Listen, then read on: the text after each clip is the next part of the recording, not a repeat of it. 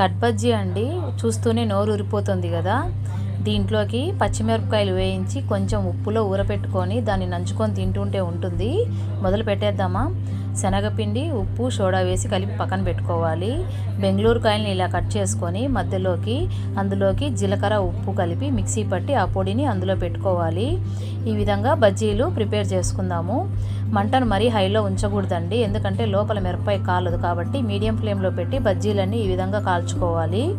కాల్చుకున్న తర్వాత వీటిని పక్కన తీసి చిన్న చిన్న ముక్కలుగా కట్ చేసుకోవాలి. ఎందుకంటే కట్ బజ్జీ కోసము బజ్జీని డబల్ ఫ్రై చేయాల్సి ఉంటుంది. కాబట్టి బజ్జీలు కొంచెం చల్లారిన తర్వాత ఈ విధంగా చిన్న చిన్న ముక్కలుగా కట్ చేసి పక్కన పెట్టుకోవాలి. దీన్ని మళ్ళీ ఆయిల్లో వేసి ఫ్రై చేసుకోవాలి. ఆలోపు 2-3 ఎర్రగడ్డ తీసుకొని ఎంత సన్నగా వీలు పడితే అంత సన్నగా కట్ చేసుకోవాలి.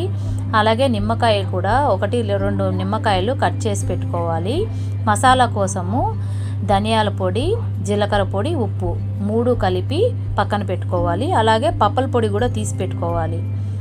చూసారు కదా, ఈ విధంగా డీప్ ఫ్రై చేసుకోవాలి. మళ్ళీ రెండోసారి కూడా బాగా కాలిన తర్వాత వీటిని ఒక ప్లేట్లో తీసుకొని అందులోకి ఉల్లిపాయలు, అలాగే జీలకర్ర, ధనియాల పొడి, దానిపైన పప్పల పొడి, నిమ్మకాయ పిండేసి మిరపకాయతో నంచుకొని తింటే హైలైట్గా ఉంటుంది. ఒకసారి మీరు కూడా ట్రై చేసి చూడండి. Thank you for watching.